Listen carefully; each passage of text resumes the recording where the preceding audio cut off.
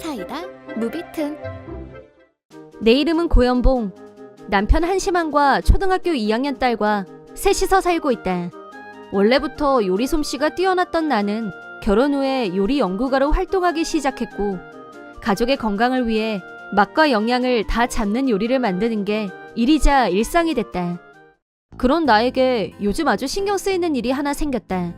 그건 바로 남편이 갑자기 가족에게 무관심해졌다는 사실이다. 결혼 전 남편은 회사에 다니며 성실하게 일하는 사람이었지만, 결혼하고 얼마 안 돼서 사표를 내고 집에 들어왔더니 그 뒤로는 쭉 집에만 있는 사람이 되고 말았다. 경제적으로는 전혀 도움이 안 됐지만 남편은 나와 딸아이에게 자상했고 집안일도 잘 도와줬기 때문에 그동안은 용서가 됐었는데, 몇 달 전부터 갑자기 나와 딸아이를 대하는 태도가 급변했다. 집에 있을 때도 거의 대화가 없었고, 안 보여서 찾아보면 말도 없이 외출한 경우가 종종 있었다. 너무 티나게 달라진 남편을 보면서 제일 먼저 의심한 건 불륜이었다. 하지만 아무 증거도 없이 무조건 의심하고 따질 수는 없는 일. 당분간은 상황을 지켜보기로 했다. 그렇게 3개월이 지나서 남편은 여전히 집에서 차갑게 굴었다. 그러던 어느 날 딸아이 참관 수업이 있어서 학교에 갔는데, 서로 안면이 있는 소문희 씨가 내 옆으로 다가왔다. 소문희 씨는 일단 겉모습이 화려했고 남편이 잘 나가는 대기업에 다닌다고 자랑을 입에 달고 살았다. 가정적인 이미지도 아니고 허세투성이라 거리를 두고 지내는 편이었다. 평소에 대화도 별로 안 해봤는데 갑자기 옆에 와서 말을 걸어서 깜짝 놀랐다. 소문희 씨가 고연봉 씨 남편분한테는 항상 신세를 많이 지고 있어요 라면서 친절한 미소를 지어 보였다. 저희 남편하고 아는 사이셨어요? 라고 묻자, 그럼요, 아주 잘 알아요. 아주 잘 알죠 라며 의미심장하게 말하는 태도가 신경에 거슬렸다. 더 이상 할 얘기도 없고 해서 가볍게 목례를 난 후 소문희 씨한테서 몇 발짝 거리를 뒀다. 그런데 소문희 씨가 다음 주 월요일에 시간 있어요? 라고 훅 들어왔다. 내가 대답을 안 하자, 중요한 얘기가 있으니까 시간 꼭 비워주세요 라면서 일방적으로 장소와 시간을 정했다.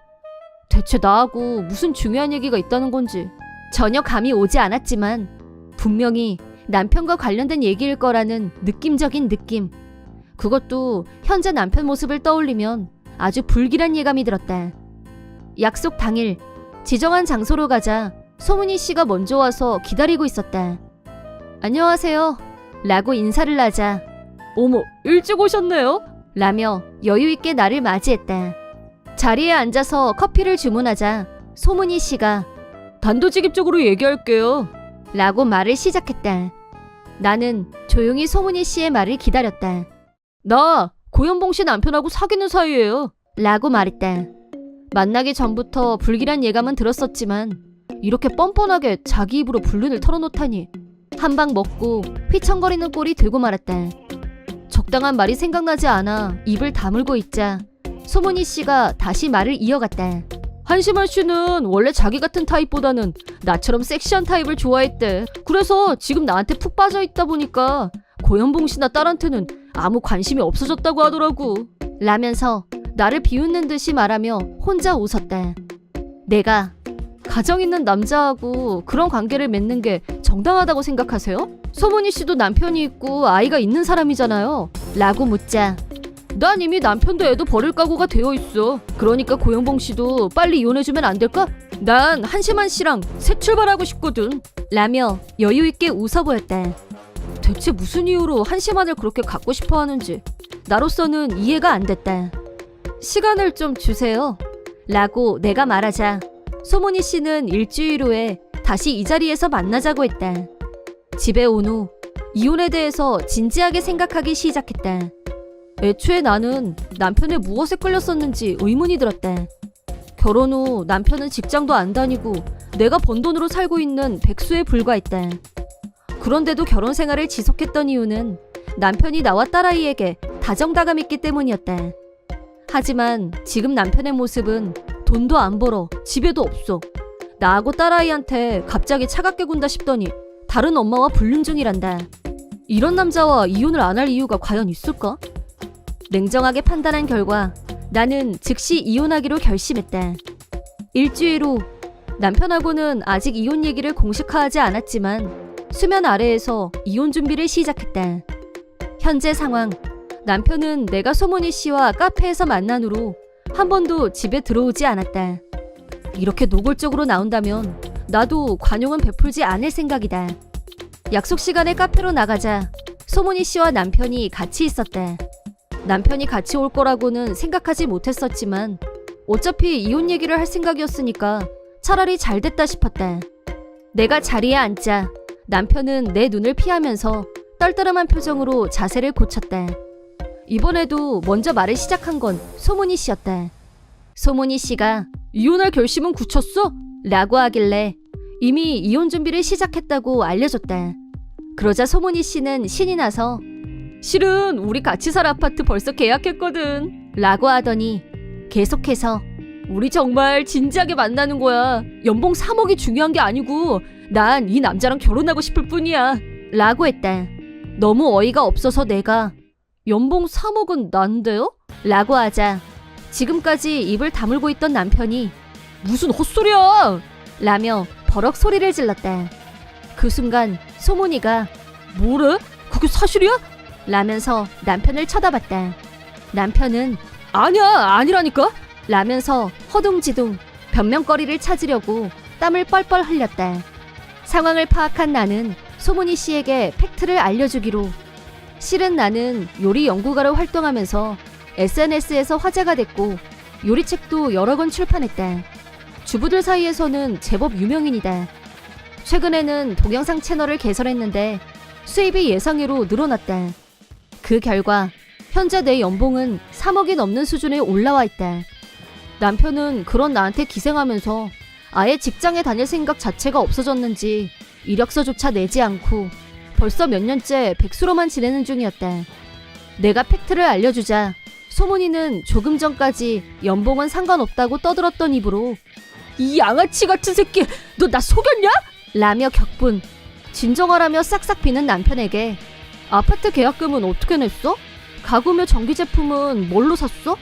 라고 하자 남편은 입을 다물었다. 내가 당신한테 모아둔 돈이 있는 것도 우리 집 돈은 내가 다 관리하는데? 혹시 어디서 돈 빌렸어? 라고 묻자 고개를 수그린 채 입을 더 꾹 닫았다.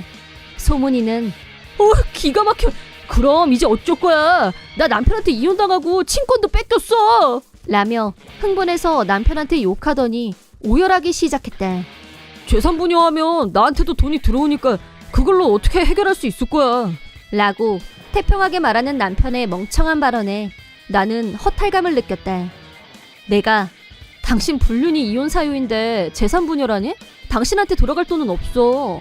변호사 선임해서 두 사람한테 위자료 청구할 거니까 각오하고 있어. 라고 한 후 더 있을 이유가 없어서 카페에서 나왔다. 남편한테 이혼 서류에 사인하게 한 후 집에서 쫓아내자 현관문 앞에서 용서해줘. 나한테 딱 한 번만 더 기회를 줘. 라고 소리쳤지만 물론 무시했다. 한심함과 소문이는 빚으로 계약한 아파트에서 어쩔 수 없이 살림을 시작했지만 한심한에 대해 분노밖에 없는 소문이는 싸움을 걸었고 신고를 받은 경찰이 출동할 정도로 툭하면 큰 싸움이 벌어진다고 한다. 빚을 갚기 위해 한심한은 낮밤 가리지 않고 고된 육체노동을 하고 있다는데 체력적, 정신적으로 한계 상황에 있다고 하고 가정이 파탄나고 빚밖에 없는 남자와 같이 살게 된 소문이는 불난 집에 기름 붓듯이 위자료가 차례차례 청구되자 멘탈 붕괴. 현재 정신과 치료를 받으면서 위자료를 갚기 위해 알바를 하고 있다고 한다. 한편 나는 남편이 나가고 딸아이와 둘이 살게 된 후 오히려 스트레스가 줄어들면서 일에 대한 의욕이 더 상승했다. 덕분에 수입은 더 안정적이게 됐고 연휴에 맞춰서 딸아이와 부모님을 모시고 해외여행을 떠나는 게 요즘 나의 즐거움이다. 남편의 배신은 충격이었지만 막장까지 다 보고 나니 아무 미련도 남지 않고 이혼과 동시에 모든 감정이 다 정리된 기분이다. 싱글 마더가 됐지만 딸아이와 둘이 힘을 합쳐서 험한 세상 힘차게 헤쳐나갈 생각이다. 이번 영상은 어떠셨나요? 재밌게 보셨다면 구독, 좋아요에 댓글까지 달아주시면 감사하겠습니다. 그럼 다음 영상에서 만나요.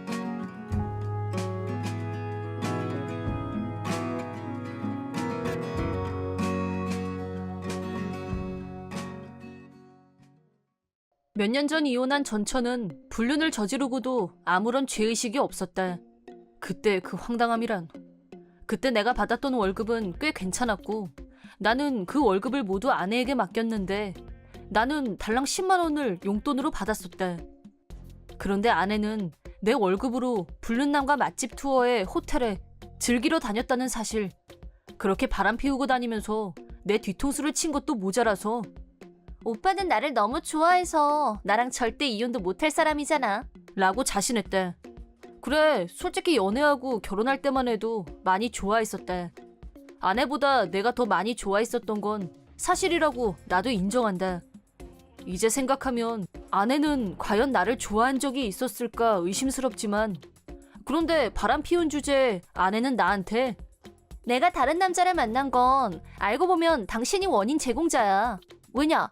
당신이 그 사람보다 수입이 낮거든. 불만 있으면 좀 더 분발하던가. 그 대신 대가가 어떻게 돌아올진 알고 있는 거지, 쫄보야? 그 뻔뻔한 태도에 열이 받은 나는 철저하게 밟아주리라 다짐했다. 마지막에 아내가 너 진짜 이럴래? 다 부셔버릴 거야! 라고 멘트를 날려서 큰 웃음을 줬다. 그때 당시 내 월급은 세금 공제하고 370만 원, 내 나이 29살이었다. 나보다 더 많이 받는 사람도 물론 있겠지만 절대 적은 액수는 아니었다. 오히려 많이 받는 쪽이었다고 생각한다. 하지만 나는 외모 콤플렉스가 있었다. 외모는 중하위권쯤. 아내를 만나기 전에는 모태솔로나 마찬가지였고 이대로 가면 무릎에서 사리가 나올지도 모르겠다고 생각하고 있을 때 아내를 만나게 됐다. 친구 소개로 만났고 처음으로 나한테 다정하게 대해주는 여자를 만나고 나니 무한 감격 그 자체였다. 아내와의 연애가 시작됐고 나의 장점을 보여주기 위해 최선을 다했다. 아니, 목숨 걸고 매달렸단 표현이 어울릴 거다. 데이트를 위해서 완벽하게 계획을 짰고 현장 답사까지 꼼꼼히 매번 고급 레스토랑에서 분위기를 잡았다.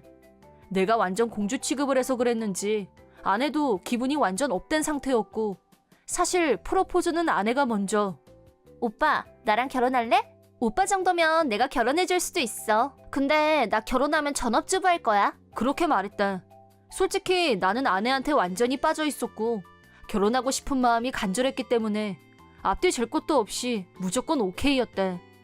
그만큼 나는 진심이었고 간절했다. 그런데 막상 결혼을 하고 나니 이상과 현실은 너무나 달랐고 현타가 왔다. 한마디로 자기 외에는 아무한테도 관심이 없는 여자라는 걸 비로소 알게 됐다. 아내는 본인의 희망사항에 따라 전업주부가 됐고 거기까지는 좋았다. 아내가 일을 하지 않아도 수입은 넉넉했고 그건 나도 이미 인정한 거니까. 문제는 나를 대하는 아내의 태도에 있었다. 일상적으로 내가 좀 피곤하긴 한데 밥 해줄까? 걔 귀찮았는데 어쩔 수 없이 집안일 내가 해줬다? 라고 어딘가 늘 나를 위에서 내려다보는 말투였다. 그나마도 어쩔 땐 집에 먹을 게 없을 때도 있었고 집안이 엉망이었던 적도 부지기수. 그 모든 건 아내의 기분에 달려있는지라 기분파 아내의 비위를 맞추며 아침부터 나는 애걸복걸. 그러면 그래, 내가 한번 해주지 뭐, 그런 식이었고 지금 생각해보면 어떻게 그렇게 살았나 싶다. 하지만 나는 아내한테 푹 빠져 있었고 아침에 일어나서 당신 힘들겠지만 내가 먹을 밥 만들어주면 참말 좋겠다. 청소도 좀 해주면 진짜 고마울 것 같은데 해줄 수 있어? 청소는 자기가 해야 반짝반짝 윤이 나거든. 뭐 이런 식으로 어르고 달래고 폭풍 칭찬으로 아내를 춤추게 만들었다고나 할까? 그런데도 아내는 얼마 안 되는 내 용돈을 줄였다. 그것도 일방적으로.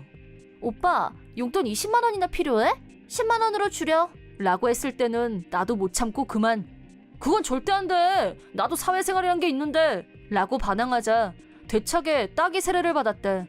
내 월급이 적은 것도 아니고 이미 아나바다 정신으로 살고 있는데 거기서 더 용돈을 깎이다니 살맛이 나지 않았대. 하지만 그것까지도 아직 참을 수 있었대. 내가 반한 여자의 말이니까 이런 나랑 결혼해준 게 마냥 고마웠으니까. 그러던 어느 날 자기가 바람을 피웠다는 사실을 자기 입으로 커밍아웃했다. 여전한 말투와 나를 무시하는 태도로 당신처럼 연봉도 별로 안 되는 남자에 비하면 그 사람은 황태자야. 한마디로 당신하고 그 사람은 하늘과 땅 차이라고 라고 말하는 걸 보면서 이건 정상이 아니야 라는 생각이 들면서 그럼 차라리 이혼을 하자 라고 말했다. 아내는 어머 너무 좋다 라면서 신이 나서 누가 묻지도 않았는데 불륜남 자랑을 한도 끝도 없이 늘어났다. 하지만 나는 그 순간을 놓치지 않고 녹음했다. 지금까지 희생을 감수하면서 아내를 위해 최선을 다해왔지만 바람난 아내는 더 이상 참아줄 수 없었다. 위자료도 청구하고 이혼하자는 쪽으로 생각을 전환했다. 아내의 커밍아웃 후 통장 조사에 들어갔는데 아니나 다를까 이미 5천만 원 정도가 탕진된 후였다. 누군 용돈이 10만 원으로 삭감됐는데 이게 뭐야? 그래서 녹음 파일을 증거로 변호사를 찾아가 철저하게 준비를 마쳤는데 그걸 눈치챈 아내가 다 부숴버릴 거야! 라고 빽소리를 치더니 죽이기라도 할 기세로 나한테 달려들었지만 나는 여유있게 피했고 이제 내 와이프도 아니고 위자료는 물론 네가 갖다 없앤 돈까지 다 받아낼 거니까 그렇게 알아 라고 했더니 완전 난리도 아니었다. 이제와 돌이켜보니 결혼 생활 내내 나는 정말 바보였던 것 같다. 퇴근 후에는 아내가 좋아하는 케이크를 사들고 가서 그녀를 웃게 해주고 싶었고 쉬는 날에는 맛집을 찾아서 아내와 같이 외식을, 연휴에는 여행 가려고 아내 몰래 돈도 모으고 그런 나의 노력을 아내는 우습게 보고 무시했었다. 그랬다. 아내 앞에 애써 고른 케이크를 내밀자 아내는 나한테 에? 나 지금 생크림 과일 케이크 먹을 기분 아니야. 가서 다른 걸로 사와. 라고 오래간만에 외식하러 가자고 하면 뭐 외식? 안 가. 당신하고 같이 나가면 사람들이 날 뭘로 보겠어? 라고 했었다.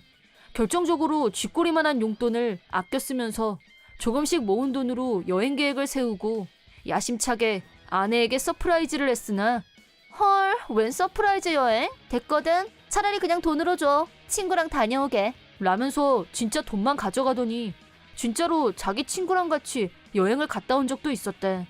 내 월급은 대체 어떻게 쓰고 있는 건지 벼룩이 간을 내먹지 내 용돈마저 가져가다니. 불륜을 저지른 대가로 아내는 물론 불륜남에게 그에 상응하는 대가를 치르게 해줬대.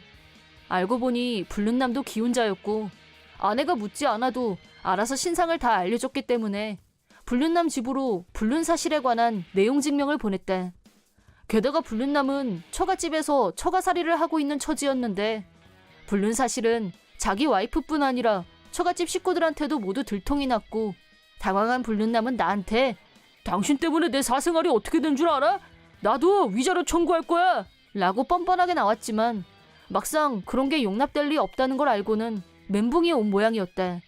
그리하여 나는 불륜남에게 3천만 원, 아내에게도 3천만 원의 위자료를 청구했다. 아내는 나한테 니까짓 게 주제도 모르고 어디서 나한테 위자료를 달래? 내가 결혼해주고 같이 살아주고 그동안 내가 낭비한 시간이 얼마나 되는 줄 알아? 위자료를 받아야 될 사람은 나야! 라면서 비상식의 극치를 보여줬는데 이때 장인 장모가 등장. 장인 장모는 내가 고연봉에 안정적인 직장에 다니고 있다는 걸 아주 자랑스럽게 생각하시는 분들이었대. 또 자기들 딸이지만 성격이며 사고방식에 문제가 많다는 건 부모로서 누구보다 더 잘 알고 있었고 이런 자기 딸을 사랑해줘서 고맙다고 늘 말씀하셨었대. 그런데 결국 자기 딸이 불륜을 저질렀고 그것도 모자라서 말도 안 되는 이유로 나한테 위자료를 청구하자 장인어른이 화가 나서 아내가 나한테 따지는 걸 보다가 아내의 뺨을 올려치셨대. 너는 네가 한서방 때문에 얼마나 호강하면서 살았는지 아직도 모르겠냐? 지 복인 줄도 모르고 지 발로 자르면서 아직도 무슨 짓을 한 건지 모르겠어? 나도 네 엄마도 이제 너 안 볼 거다. 앞으로 살면서 두고두고 반성하면서 살게 되겠지. 다시는 내 집에 얼씬도 할 생각 마! 라고 아내를 단호하게 손절하셨대. 결국 아내는 나한테 갚을 위자료 때문에 상당한 빚을 지게 됐고 지금은 심야 편의점 알바와 청소원 알바를 하면서 낡은 원룸 아파트에서 초라하게 살고 있다고 한다. 다 자업자득이다. 나한테 했던 막대먹은 태도, 폭언 제조기였던 아내. 그런 아내와 결혼해서 지나온 날을 돌이켜보니 나는 아내에게 학대받았던 게 아닌가 싶은 생각이 들 정도였고 이혼한 것에 대해서는 추후에 후회도 없다. 아내와 이혼하게 된 경위를 동료들한테 얘기하자 어떻게 그러고 살았어? 이혼하길 100번 잘한 일이다 라고 말했다. 지금은 예전보다 결혼 정년기도 많이 올라갔고 나한테도 재혼의 기회가 올 거라고 믿고 싶다. 좋은 만남이 있길 바라면서 말이다. 큰아버지네 인간말종 아들 사촌오빠가 언니를 겁탈하려다가 생긴 황당한 일. 우리 집은 할머니, 할아버지, 엄마, 아빠, 언니, 나 6식구가 함께 살았고 언니는 고3, 나는 중학생이었다. 차남인 아빠는 큰아버지랑 형제였고 큰아버지한테는 아들이 하나 있었다. 몇 년 전 일이지만 큰아버지 가족이 명절에 우리 집에 와서 묵은 적이 있었다. 우리 집은 엄청 시골이어서 버스가 하루에 3번밖에 안 다녔다. 하지만 나는 이런 시골인 내 고향이 좋았다. 동네에 주민이 적어서 서로 다 아는 얼굴들이었고 모든 주민들이 나의 어릴 적 모습을 기억해주고 모두가 친척이나 다름없는 이곳을 떠나 도시로 가고 싶다는 생각도 안 해봤다. 하지만 큰아버지는 깡촌이라고 무시하며 고향을 떠났고 차남인 아빠가 가업인 농업을 이어받았다. 비록 벽지이긴 하지만 모두 열심히 일한 덕분에 소득도 좋았고 우리 집 경제 수준은 나름 넉넉한 편이었다. 엄청 부자는 아닐지언정 부족함 없이 지금까지 자랐다. 하지만 우리가 잘 사는 게 배가 아팠는지 큰아버지 부부는 집에 오더니 돈 얘기로 집안 분위기를 어둡게 만들었다. 지금 아빠가 잘 사는 건 자기가 집을 나가준 덕분이라면서 아빠가 번 돈은 자기한테도 지분이 있다는 식의 허무맹랑한 발언을 쏟아냈다. 농사일로 수익을 창출해낸 건 순전히 엄마랑 아빠가 열심히 일한 덕분인 거고 농사가 싫다고 도시로 떠난 건 본인 자유 아니었나 하는 생각이 들었다. 그해 설날에도 명절을 핑계로 집에 와서 밤 늦게까지 돈 얘기로 싸움을 걸었다. 아빠도 화가 나서 형한테 줄 돈은 한 푼도 없다고 언성을 높였고 집안에서 난 소리가 밖에까지 들리자 동네 주민이 놀라서 경찰에 신고할 정도였다. 하지만 그 후에 더 엄청난 일이 기다리고 있었다. 큰아버지의 아들인 사촌오빠는 큰아버지 미니어처나 다름없었고 말하자면 무개념 막말 제조기였다. 우리 집에 올 때마다 나하고 언니한테 촌년, 촌티 개쩌네 어쩌고 하면서 여기 인터넷은 터지냐? 그러면서 이런 데서 살면 바보 되기 딱 좋다면서 무시했대. 그러면서 자기는 강남에서 잘 나가는데 친구들이 다 금수저라 앞으로도 인생 탄탄대로라고 떠벌리면서 우리 자매를 완전 개무시했대. 내가 분명히 말해두는데 인터넷 빵빵 터지거든? 우리도 필요한 건 인터넷으로 주문하면 웬만한 건 집에서 다 받을 수 있고 완전 편해. 인터넷만 있음 지구 반대쪽 사람들하고도 마음만 먹으면 다 소통할 수 있는데 시골이라고 해서 못할 일은 하나도 없다. 그런 이유로 나와 언니는 이 인간을 진짜 싫어했다. 그래봐야 며칠만 참으면 다시 안 볼 인간이라고 생각하고 적당히 흘려듣고 참았다.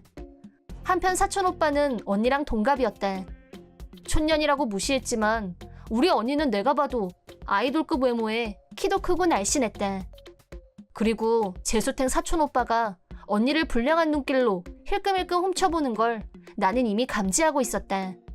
언니가 샤워하러 욕실로 들어가면 무슨 일이 있는 것처럼 욕실 근처를 어슬렁거리는 걸 보면서 열나 재수 없다고 생각하고 있었다.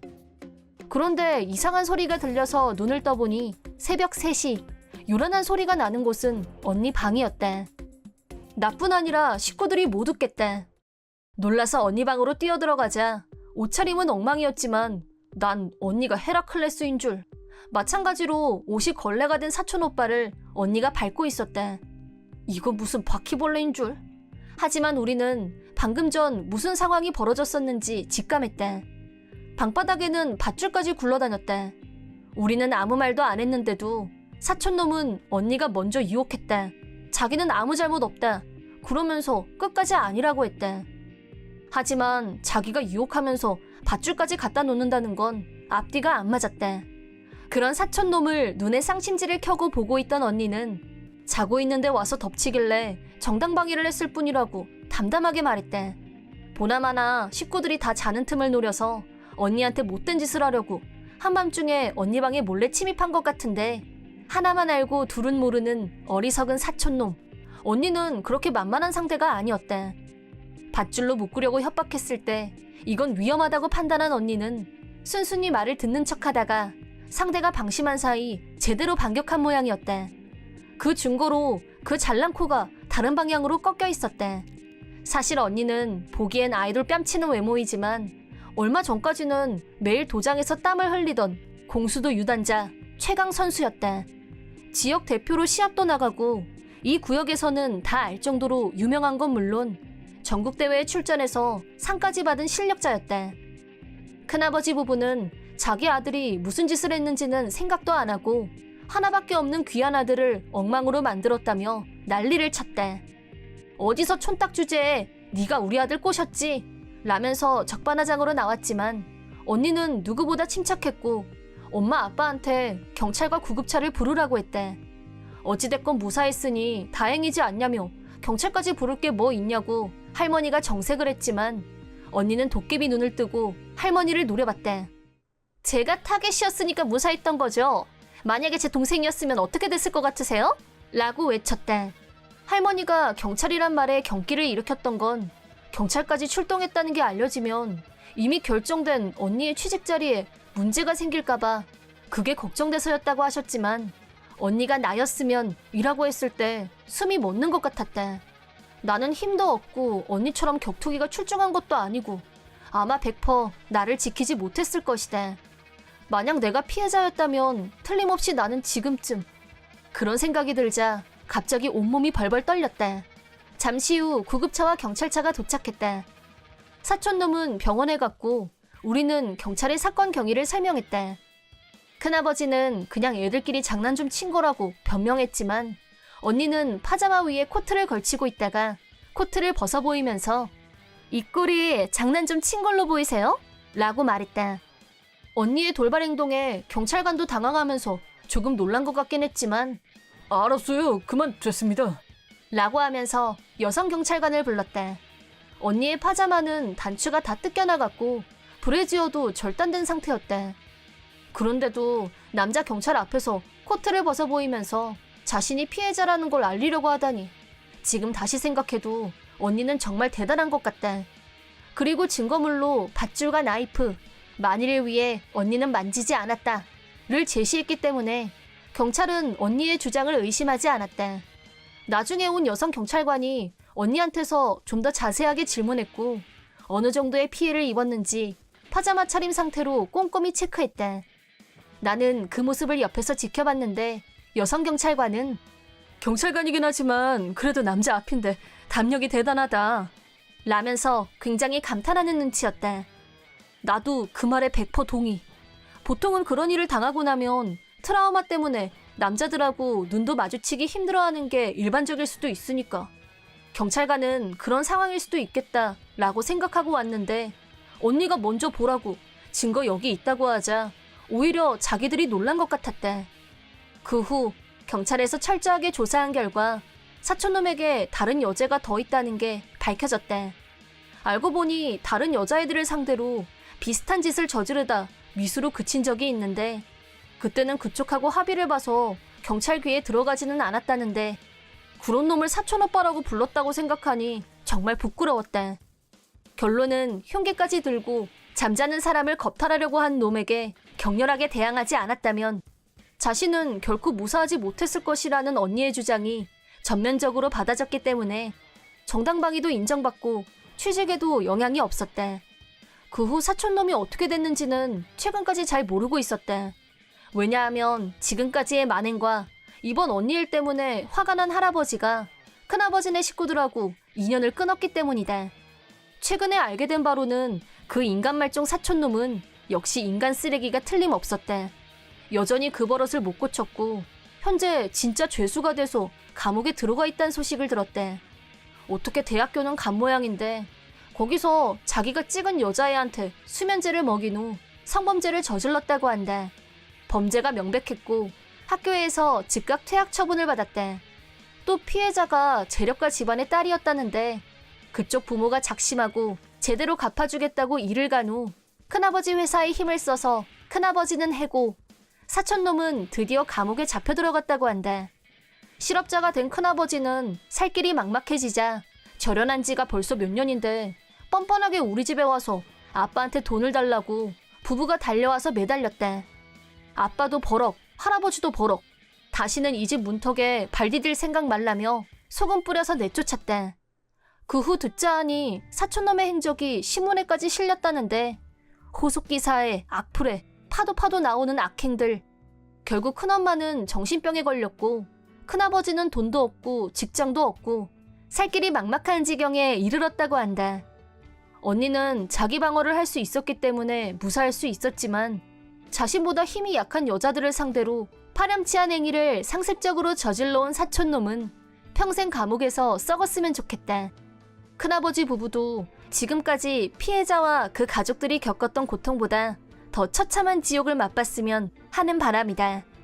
이미 몇십 년 전의 일이 됐지만 갓 태어난 딸아이를 시어머니가 없애려고 했던 일이 있었다. 나는 전문대를 졸업하고 할머니 할아버지의 성화에 못 이겨 맞선을 본 후 22살에 결혼을 했다.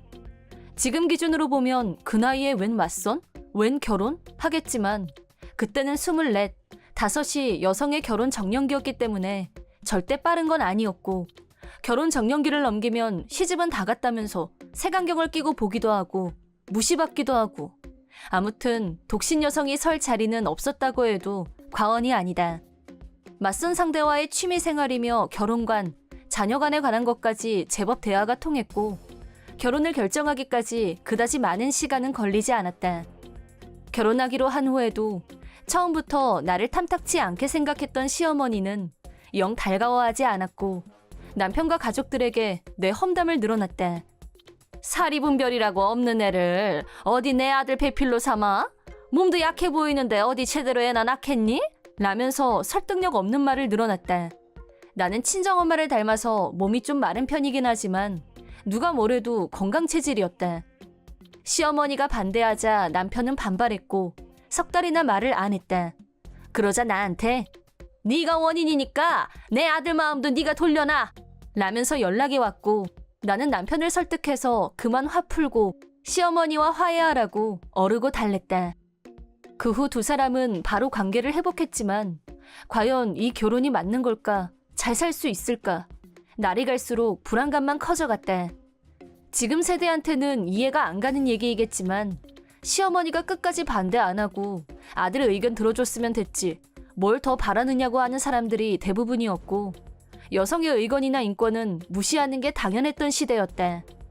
그래도 엄마는 내 편을 들어줬고 몸도 약하고 지병이 있어서 시집을 보낼 수 없다며 결혼을 반대하고 나섰고 엄마 나름대로 최선을 다해 나를 지켜주려고 했지만 아빠, 할머니, 할아버지의 반대를 넘어서기에는 역부족이었다.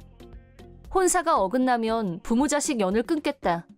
감히 어른들 뜻을 거스를 생각이냐 등등 결국 등 떠밀려서 결혼을 했다. 맞선으로 맺어진 사이였지만 다행히 남편만큼은 나를 아껴줬고 다정다감했다. 결혼하고 두 아들아이가 태어난 후에는 자상하고 좋은 아빠였고 그때는 남편이 출산이나 아이들 입학식 같은 행사에 참석하는 일이 별로 없었는데도 남편은 항상 가족을 최우선으로 생각해줬다. 하지만 시어머니는 여전히 나를 미워했고 남편이 옆에 없을 때는 시어머니 노릇을 톡톡히 하면서 온갖 험한 말을 다 했다. 시어머니가 어떻게 나오던 모든 것을 다 참으면서 견뎠지만 급기야 매질까지 당했을 때는 더 이상 못 참고 남편한테 말했다. 남편은 내가 어머니한테 단단히 말해둘게. 손직원까지 할 줄이야. 당신 너무 힘들게 해서 정말 미안해. 라고 시어머니 대신 사과했다. 그런 남편을 보면서 세상엔 고부간의 문제로 고통을 겪는 부부들이 많은데 그나마 나는 좋은 남편을 만나서 정말 불행 중 다행이라고 생각했었다. 하지만 셋째 아이를 낳은 후 문제가 생겼다. 출산 전 이미 뱃속의 아이가 딸이란 걸 알았고 남편은 드디어 딸아이가 태어난다면서 들떠서는 이름은 자기가 지을 거라면서 딸아이가 태어나기만을 손꼽아 기다렸다. 시어머니도 은근히 좋아하는 눈치였다. 그렇게 모두가 학수고대하던 딸아이는 중증 장애를 갖고 태어났다. 시어머니는 딸아이한테 장애가 있다는 말을 듣자마자 의사한테 아직 처리 가능하죠? 잘 좀 부탁드릴게요. 라고 거의 반자동으로 말했고 남편은 침묵만 지키고 있었다. 의사는 그건 할 수도 없고 해서도 안 되는 일입니다. 잘 키워주셨으면 합니다. 라고 하자 그럼 돈을 얼마나 드리면 처분이 가능할까요? 라면서 시어머니는 자기 뜻을 굽힐 생각이 없어 보였대. 이제 막 태어난 핏덩이를 두고 어떻게 그런 말을 아무렇지도 않게 할 수 있는지, 이렇게 사랑스러운 아이의 생명을 함부로 빼앗으려 하다니 분노로 몸이 떨렸대. 의사는 그런 시어머니한테 완전히 질린 표정이었고 나를 애처로운 눈으로 바라보는 게 느껴졌대. 병실로 돌아온 후 시어머니는 거봐라, 내가 뭐라고 했어? 이렇게 부실해 보이는 여자가 애나 제대로 낳겠냐고 내가 했어 안 했어? 그래서 내가 이 결혼을 처음부터 반대했던 거 아니냐고? 라면서 목에 핏대를 세우면서 기세등등하게 말했고 남편은 시어머니의 모든 말에 끝까지 침묵으로 일관했대. 첫째 아이도 둘째 아이도 건강하게 낳았는데 셋째가 장애를 갖고 태어나자 태도가 돌변해서 마치 기다렸다는 듯이 한바탕 퍼붓는 시어머니는 당연히 용서가 안 됐지만 지금까지 시어머니에 대해 아무 말도 아무 표현도 하지 않는 남편에게 큰 실망감을 느꼈다. 최근에야 알게 된 일이지만 최신 연구 결과 딸아이가 선천적으로 갖고 태어난 장애는 부친 쪽의 유전으로 인해 생기는 경우가 많다고 밝혀졌다. 하지만 그 당시에는 전혀 그런 사실을 몰랐었다. 출생과 동시에 투병 생활이 시작된 지 2년 4개월 만에 딸아이는 조용히 눈을 감았다. 태어날 때부터 늘 아프기만 했던 딸아이의 장례식은 가족장으로 조용히 치렀다. 남편과 시어머니는 눈물 한 방울 흘리지 않았고 시어머니는 이제야 겨우 침이 떨어져 나갔네 라고 남편한테 말했고 남편은 가볍게 고개를 끄덕이며 동조했다. 그 순간 모든 것이 무너지는 기분이 들었다. 얼마 후 나는 짐을 싸서 이 집에서 나가기로 결심했다. 남편은 내가 집을 나가려고 한다는 걸 알고 나한테 매달리면서 제발 그러지 마. 라고 울면서 나를 붙잡았지만 그때 고개를 끄덕이던 남편의 모습을 평생 잊지 못할 것 같았다. 임신 중에는 딸아이가 태어나는 걸 손꼽아 기다리던 사람이 딸아이가 태어난 후로는 제대로 딸아이를 안아준 적조차 없었다. 마치 이 집에 있으나 없는 존재로 취급했고 자기한테 아이는 아들아이 둘뿐인 양 딸아이는 이름도 입에 올리지 않았다. 시어머니는 틈만 나면 나와 딸아이는 짐이라면서 있는 말 없는 말로 상처를 냈다. 그런 시어머니를 단 한 번도 말리지 않았던 남편. 그런 와중에 딸아이를 보냈고 그런 내가 아직도 남편에 대한 애정이 남아있을 거라고 생각했다는 게 더 불가사의했다. 남편은 필사적으로 나를 잡으려고 했지만 한 번 떠난 마음을 다시 돌이킬 수는 없었다. 결국 아들아이 둘을 데리고 집을 나왔고 그렇게 이혼했다. 이혼 도장을 찍고 제일 먼저 시어머니의 웃는 얼굴이 떠올랐지만 그런 건 이미 하나도 중요하지 않았다. 그렇게 10년이 지나 어떻게 알아냈는지 전 남편이 나를 찾아왔다. 그러더니 나더러 재결합을 하자고 했다. 물어보지도 않았는데 남편은 지난 10년간 어떻게 살았는지에 대해 서술을 시작했다. 나와 이혼한 후 처음 몇 년간은 자기 사업을 시작해서 제법 잘 됐었다고. 그러다 회사 동료가 수익금을 갖고 튀는 바람에 지금은 빚밖에 남은 게 없다고 했다. 그래서 자기를 좀 도와달라, 재결합이 절실하다, 그런 얘기였는데 대체 나더러 뭘 어떻게 도와달라는 건지. 나는 10년 전 그때 딸아이에게 따뜻한 눈길 한번 보내지 않았던 것, 딸아이가 죽었을 때 보였던 행동들을 절대 잊지 않고 결코 용서하지 못할 거라고 말하고 돌려보냈다. 다행히 남편이 그 뒤로 나와 아이들 앞에 다시 나타나는 일은 없었다. 그 뒤로 다시 20년이란 세월이 흘렀다. 그 세월 동안 나는 재혼하지 않고 줄곧 독신으로 지냈으며 성인이 된 아들들은 싱글마더로 자신들을 열심히 키워준 엄마를 이제는 편히 모시고 싶다면서 좋은 회사에 취직도 하고 나한테 효도도 했다. 지금은 둘 다 좋은 사람을 만나서 결혼도 하고 행복하게 잘 살고 있다. 결혼 후에도 아들들은 엄마를 잊지 않고 여전히 효자이고 내가 아들 복은 있구나 하면서 살고 있었다. 그러던 어느 날 어떻게 번호를 알아냈는지는 모르겠지만 큰아이한테 전 남편이 죽었다면서 전 시어머니한테서 연락이 왔다고 한다. 전 남편은 아이들한테는 좋은 아빠였기 때문에 원망하는 마음 같은 건 없었지만 이젠 좋았던 추억도 가물가물해서 아버지의 부고를 듣고도 아무 감정이 없었다고 했다. 그런 큰아이에게 이미 노인이 된 전 시어머니는 넌 내 손주니까 당연히 나를 봉양할 의무가 있어. 와서 나 데려가라. 난 허리가 안 좋아서 혼자서는 못 움직이니까 네가 와라. 라고 다짜고짜 너무 당연한 걸 안 하고 있는 것처럼 나무라면서 말했고, 아이들도 내가 시어머니한테 얼마나 혹독하게 당했었는지 다른 사람들한테 들어서 알고 있었기 때문에 둘 다 할머니를 아주 싫어했다. 또 하나밖에 없던 여동생이 쓸모없는 물건 취급을 받으면서 내가 혼자서 자꾸 여린 생명을 붙잡고 얼마나 애를 태웠었는지 다 기억하고 있었다. 큰아이는 자기 할머니한테 제가 왜 할머니를 모셔야 되는데요? 우리 엄마한테 어떻게 하셨는지 저도 다 알고 있어요. 좀 뻔뻔하신 거 아니에요? 제 동생도 저하고 같은 생각일 거예요. 할머니한테는 절대 동정 따위도 보내지 않을 겁니다. 라고 단호하게 말하고 전화를 끊었다고 한다. 전 시어머니는 생활이 어렵거나 걷는 것도 힘들어지면 당연히 손자들이 와서 척척 해결해 줄 거라고 철석같이 믿고 있었고, 어쩌면 나한테서 아이들을 뺏어오는 건 식은죽 먹기라고 철저히 자기식으로 생각하고 있었는지도 모르겠다. 그런 일이 어떻게 있을 수 있다는 건지. 나는 물론 아이들한테도 남보다 못한 존재라는 걸 몰랐다니. 그 후 들리는 소문에 의하면 전 시어머니는 빚을 못 갚아서 연금도 차압을 당했고, 불황자나 다름없는 행색으로 공원이며 역 근처를 헤매고 다닌단 말을 들었지만 그거야말로 자업자득이라고 생각한다. 전 시어머니는 지금 지옥 같은 하루하루를 보내고 있겠지만 아마도 저 세상에 가는 날이 오면 그땐 진짜 지옥에 떨어질 거라고 믿어 의심치 않는다. 사이다 무비튼. 나는 평범한 회사원이고 영세기업에서 일하고 있기 때문에 보너스도 없고 생활비며 정기적으로 돌아오는 자동차 정기검사를 비롯 돈이 들어갈 것을 대비해 근검절약으로 똘똘 뭉쳐 있었다. 그런 내가 자주 가는 식당은 동네 규동집. 싸고 맛있고 배부르고 나한테는 사막의 오아시스 같은 존재나 다름없었다. 그런 소중한 규동집에 갔을 때 일이다.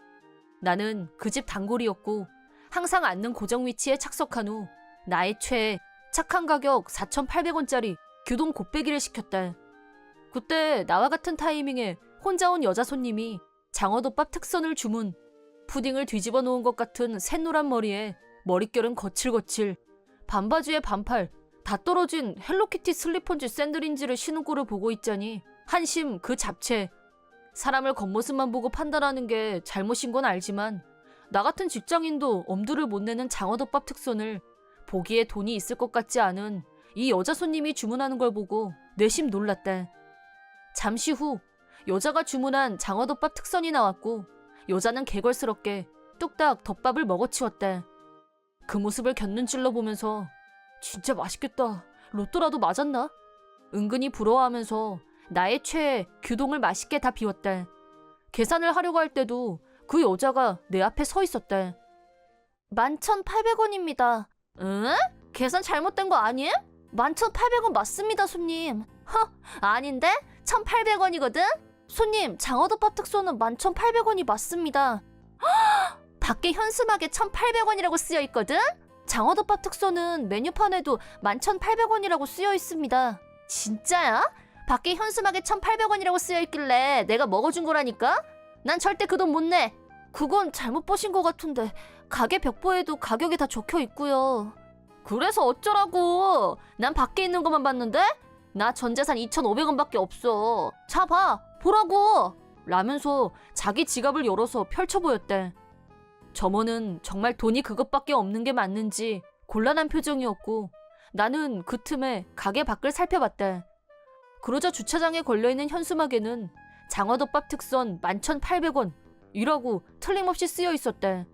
다만 세로로 쓰여 있기 때문에 1,800원으로 착각을 일으킬 요소가 아예 없다고는 할 수 없으나 일반적 상식선에서 볼 때 자그마치 장어덮밥 특선이 단돈 1,800원이라니 말도 안 되는 소리였다. 점원은 어찌해야 좋을지 상당히 괴로워하는 모습이었고 반면 여자는 나 돈 없다고, 사람 헷갈리게 저렇게 썰어놓은 쪽이 잘못이지 라면서 배째라는 식으로 나왔는데 결국 점원은 점장님 모셔올 테니까 잠시만 기다려주세요 라면서 안쪽으로 점장을 부르러 갔고 곧바로 점장이 카운터로 나왔다. 점장은 하더니 여자의 얼굴을 자세히 들여다본 후 옆에 있던 점원한테 귓속말로 뭐라고 하더니 다시 안쪽으로 들어갔다. 그러자 이번에는 여자가 저 사람 왜 저러지? 하면서 불안 모드로 바뀌었는데 점원은 잠시만 기다려달라고 하면서 여자를 계속 기다리게 했다. 나는 어쩐지 쉽게 끝날 것 같지 않은 느낌적인 느낌이 왔고 빨리 계산하고 집에 가자는 생각에 저기요! 하고 점원을 불렀다. 그러자 여자가 뒤를 돌아봤다. 여자는 나를 보더니 갑자기 표정이 부드러워지면서 눈을 동그랗게 올려뜨더니 말을 걸었다. 저기 오빠. 에? 저요? 왜 그러세요? 짐작컨대 이 여자는 여자라는 것을 무기로 내세워 나를 꼬시려는 작전?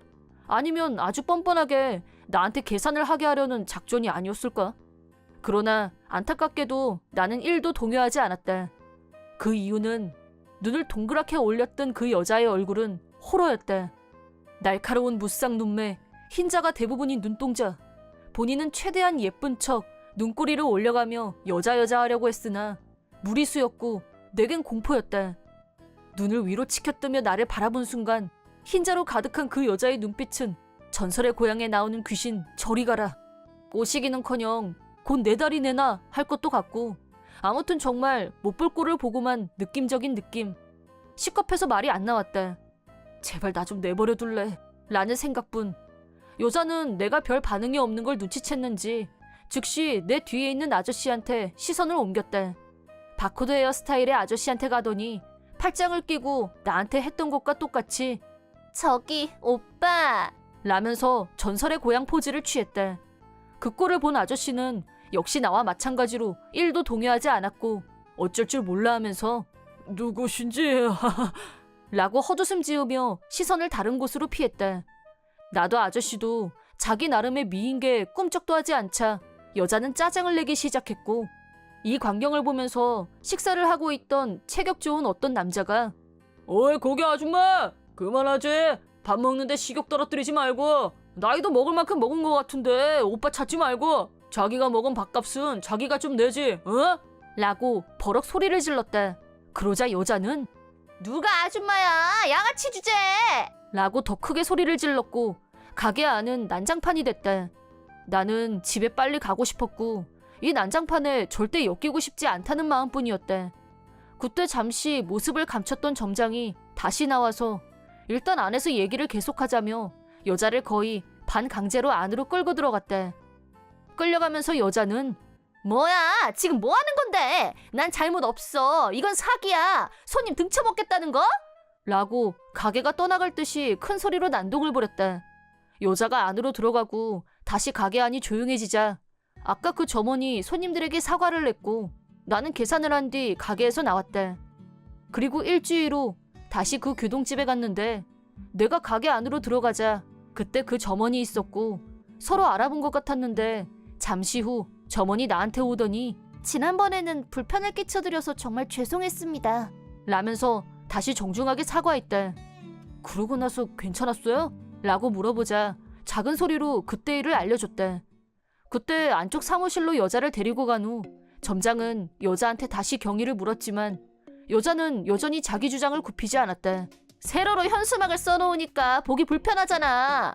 장어덮밥 특선은 특히 비싸서 다들 먹고 싶어도 못 먹는데 일부러 애매하게 써서 눈속임으로 손님들한테 팔아먹고 재고 처분하는 거 누가 모를 줄 알고? 이게 사기가 아니면 뭐야. 피해자는 나라니까? 라면서 억지 주장을 굽히지 않았고 점장은 그건 터무니없는 주장이라며 여자 말에 휩쓸리지 않았다. 손님은 며칠 전에도 다른 체인점에서 세로로 걸린 장어덮밥 특선 현수막을 지적하셨고 세로로 쓰인 현수막은 바람에 흔들려서 가격이 잘 보이지 않는다면서 지불을 거부하셨다고 들었는데 맞습니까? 결론적으로 지난번에도 세로로 쓰인 현수막은 보기 힘들다고 클레임을 걸었지만 가격은 인지하고 계셨던 거 아닌가요? 난 몰라 그런 거! 하지만 다른 체인점에서 이미 현수막을 문제 삼으셨을 때부터 가격을 다 알고 식사를 하셨던 것 같은데요. 결론적으로 기억상실증에 걸리지 않는 한 똑같은 체인점에 와서 가격을 착각한다는 건 있을 수 없는 일 아닐까요? 난 모른다고 했잖아. 그러세요? 그럼 일단 경찰을 불러야겠네요. 잠깐! 보기보다 성급하네? 잠깐 착각한 걸 가지고 진짜... 어찌됐건 지금 계산할 돈이 없으면 무전 취식으로 간주됩니다. 라고 하고 정말 경찰을 불렀고 경찰이 도착하자 여자는 격렬하게 저항했다고 한다. 알았어, 알았다고. 돈 내면 될 거 아니야. 돈 가지고 올 테니까 당장 경찰 돌려보내. 이거 놓으라고. 라고 마지막까지 격렬하게 저항했지만 경찰은 아주 익숙하게 네, 경찰서에 가서 천천히 말씀하세요. 라면서 경찰차에 태웠다고 한다. 역시 경찰장. 이런 상습범들한테 익숙해져 있어서 그런지 우린 감당이 안 돼서 다들 전설의 고향으로 여겼던 여자를 경찰분들은 간단하게 해결한 것이다. 여자는 정말로 지갑 안에 돈이 없었기 때문에 어차피 무전 취식을 하러 온 거였고 경찰이 출동한 건 당연한 결과였다. 결국 경찰 조사에서 여자는 똑같은 수법으로 다른 체인점을 찾아가 클레임을 걸면서 사기와 다름없는 짓을 저질렀고 여죄가 더 있다는 게 차근차근 밝혀지면서 죗값이 점점 더 무거워졌다고 한다. 어찌됐건 가성비 최고 규동집에서 앞으로도 계속 조용히 규동을 음미할 수 있다는 소식만으로도 대만족이었다. 그때 그 여자 얼굴이 진짜 예뻤다면 나는 어쩜 정신이 몽롱해져서 그 여자 밥값을 대신 계산했을지도 모른다. 하지만 그녀의 차림새, 생김새는 누구의 정신도 흐트러 놓지 않았던 덕분에 법대로 경찰에 체포될 수 있었고 결과적으로 옳은 방향으로 해결됐으니 참 다행이라고 생각한다. 얼마 전 외할머니가 110세라는 경이적인 장수를 누리고 돌아가셨다. 장례식이 치러지는 동안 우리 집이 근처였기 때문에 쉬는 장소 겸 먼 곳에서 온 손님들에게 숙소처럼 제공됐다. 그때 겨우 초등학교 3학년인 사촌동생한테 보기 좋게 당했다. 나는 말하자면 오타쿠였고 내 방에는 각종 피규어, 모형, 게임, 만화책이 빼곡하게 차 있었다. 내 방은 열쇠를 채워놨었는데도 불구하고 문을 부순 후 방에 들어갔고 대강 피규어 38개, 프라모델은 셀 수조차 없는 상태, 너무 많이 망가져서 파악 불가능 상태로 망가져 있었다. 내 방 소파에는 주스잔이 엎어져 있었고 노트북에도 쏟았는지 키보드가 말을 듣지 않았고 사운드보드도 상태가 안 좋았다. 만화책도 소설도 거칠게 페이지를 넘기고 한 끝을 접어서 표시를 남긴 흔적이 여기저기에서 발견됐다. 블루레이 디스크 한 장은 금이 가서 재생 불가, 흠이 생긴 곳도 여러 장, 확실하게 15장은 재생 불가였고 중간에 음이 튀는 건 30장 이상. 만화책이나 PC 버전은 그래도 초판이나 한정판은 적었지만 피규어나 한정판 모형, 블루레이는 이제 구하려고 해도 구할 수 없는 게 상당히 많았다. 특히 피규어는 이벤트 한정판으로 소장 가치가 높아서 옥션에도 출품되지 않는 귀중품들까지 망가졌다. 이미 절판됐거나 특수 주문한 것으로 시중에서 구할 수 없는 것들까지 손실 금액은 3천만 원 정도에 달했다.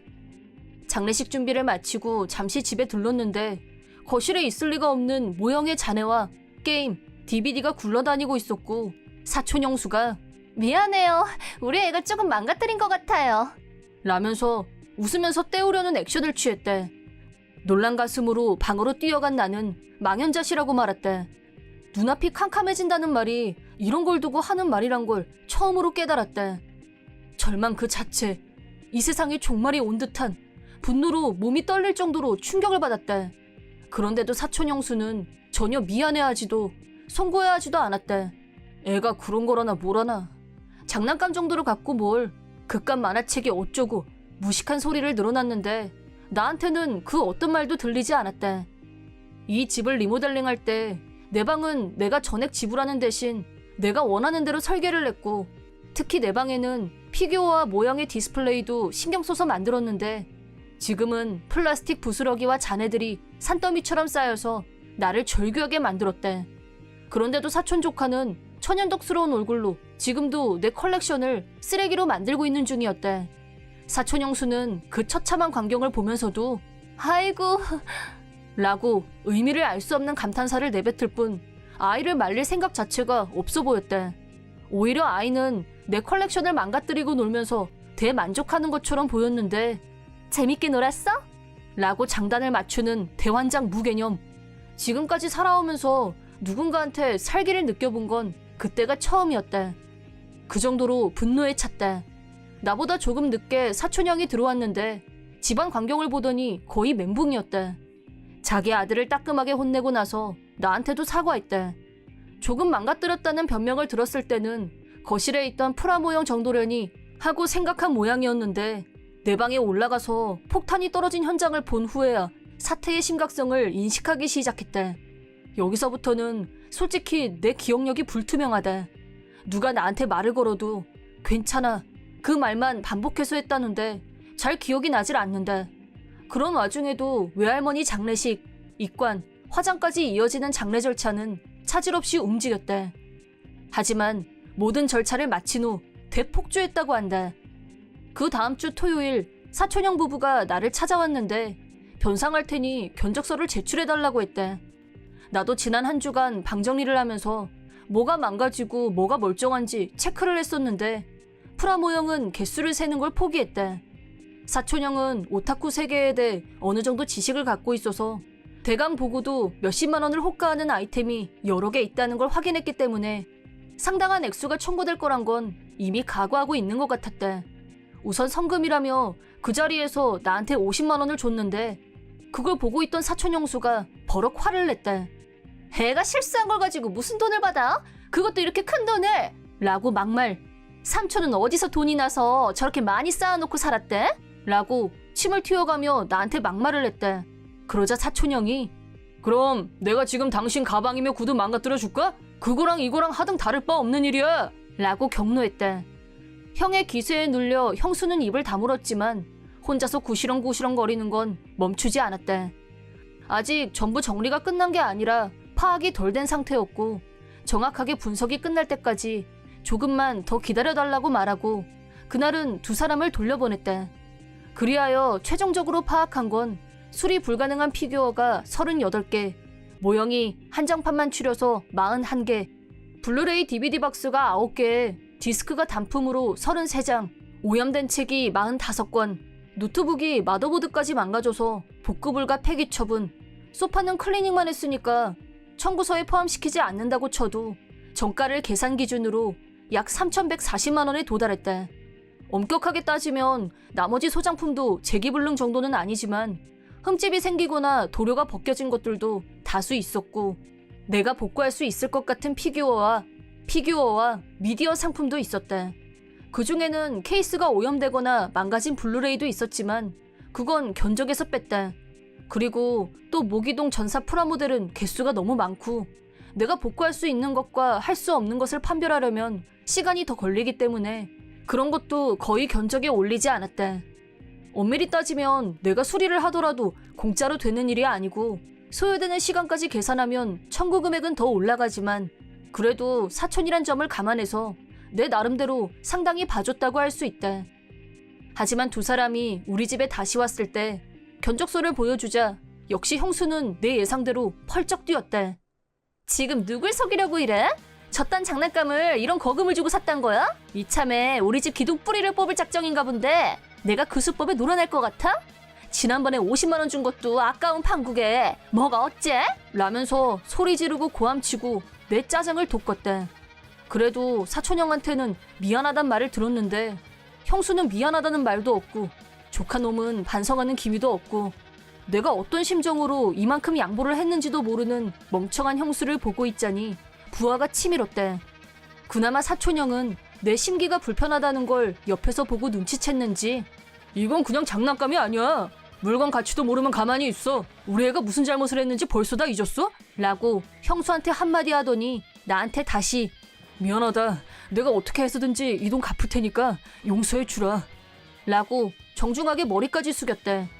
내 입장에서는 사촌 형수의 태도가 거슬렸지만 사촌 형이 진심으로 사과하는 모습을 보고 형 마음을 받아들이기로 했대. 그리고 다시 일주일 후 사촌 형이 내 통장 번호를 물어보길래 알려줬더니 바로 입금해줬대. 50만 원 가지고도 그 난리를 쳤는데 형수를 어떻게 설득해서 이 돈을 마련했는지 의문이었지만 그러고 나서 형수가 자기 무덤을 스스로 파는 일이 있었고 돈 문제는 그렇게 해결됐다고.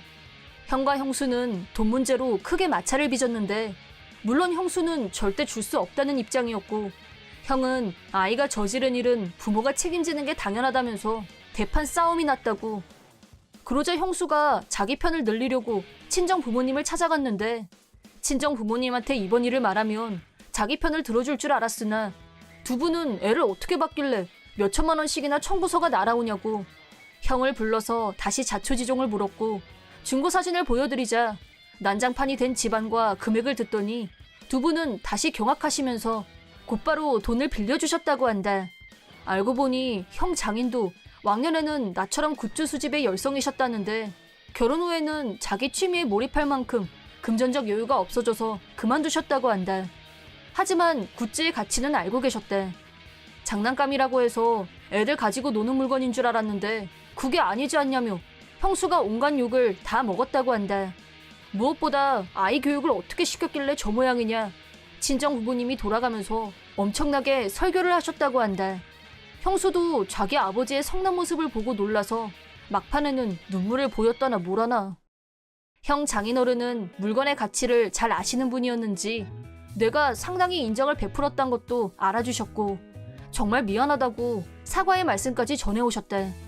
내가 열심히 수집한 애장품은 다시 돌아오지 못하지만 보상금도 받았고 나의 애장품의 가치를 알아주는 분이 있어서 다행이라고 생각하고 있대. 그 후 조카는 자기 외할아버지한테 엄하게 꾸지람을 당했고 당분간 외할아버지한테 인성교육을 단단히 받을 계획이라고 한다. 형수는 빌려준 보상금을 갚기 위해 반강제로 알바를 시작했다는데 돈을 다 갚을 때까지 편의점과 슈퍼에서 파트 근무를 할 거라고 한다. 다 나는 아내와 둘이 살고 있고 결혼한 지 몇 년이 지났지만 여전히 신혼기분으로 살고 있었다. 내가 하는 일은 출장이 많았지만 대신 월급이 많았고 아내는 전업주부로 집에서 나를 내조하는 일에 전념했다. 어느 날 3박 4일 일정으로 출장을 갔는데 거래처에 문제가 생겨서 중간에 철수하고 돌아오게 됐다. 아내한테 전화를 걸었지만 받지 않았고 선물만 사서 그냥 집으로 왔다. 문을 열고 집에 들어가자 불도 켜져 있고 주방에서 아내가 요리를 하는 소리가 들려왔다. 아내는 내가 아직 온 것도 모르고 있는 것 같았고 요리에만 집중하고 있었는데 그런 아내를 보자 장난기가 발동해서 아내를 놀라게 해주고 싶었고 등 뒤에서 나왔지롱 하고 말을 걸었다.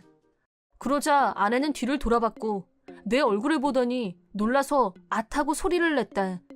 그때 아내가 놀란 건 다른 이유였지만 나는 당연히 내가 놀라게 해서 그런 거라고 생각했었다.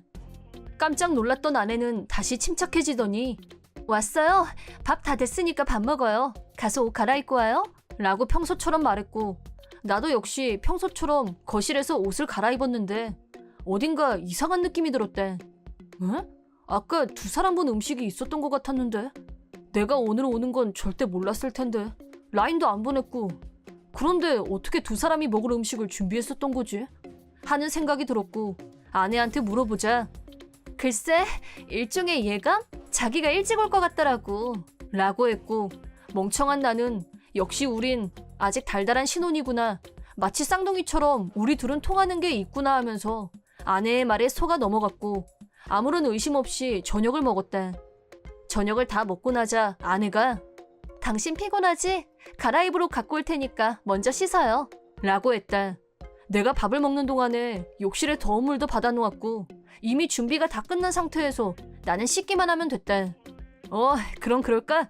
고마워 라고 하고 욕실로 향하다가 목욕을 하기 전에 침실에다 핸드폰을 충전해 놓으려고 침실로 갔는데 모르는 남자가 자고 있었다. 순간 현타가 와서 그저 멍하니 남자를 쳐다보고 있었다. 아내한테 사촌 오빠가 있으니까 혹시 사촌 오빠인가? 건전한 쪽으로 생각하다가 그랬으면 아내가 밥 먹으면서 한마디 정도는 했어야 말이 되는 거 아닌가? 사촌 오빠 얼굴이 어떻게 생겼더라. 그래도 괜한 의심을 하면 안 되지 싶어서 주무시는데 죄송해요. 제가 예정보다 일찍 오게 돼서요. 저녁 식사라도 좀 드시죠. 라고 말을 걸었다.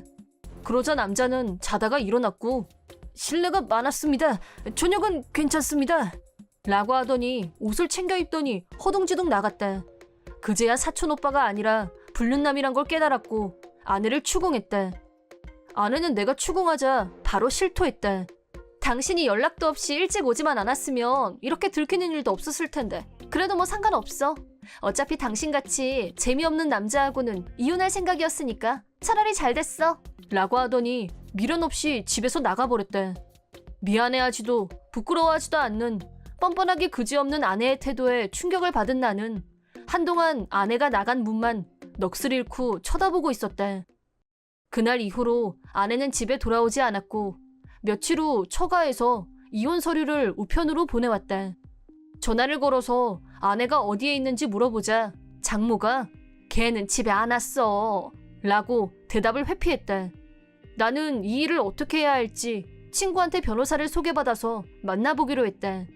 수수료로 우선 70만 원을 내야 한다고 해서 ATM에 돈을 찾으러 갔다가 멘붕. 은행 계좌 잔액이 달랑 20만 원이었다.